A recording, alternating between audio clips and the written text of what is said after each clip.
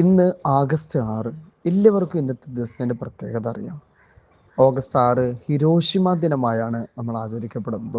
രണ്ടാം ലോക മഹായുദ്ധകാലത്ത് അമേരിക്ക ജപ്പാനെ കീഴ്പ്പെടുത്താൻ വേണ്ടി പഠിച്ച പണി 18 പയറ്റു നോക്കിയിട്ടും ഒന്നും അങ്ങോട്ട് ഫലം കാണാതെ വന്നപ്പോൾ അവസാനം എടുത്തൊരു തീരുമാനമാണ് ഓഗസ്റ്റ് 6 രാവിലെ 8:30 8:45 സമയത്ത് ഒരു അണുബോംബ് വർഷിപ്പിക്കുകയാണ്.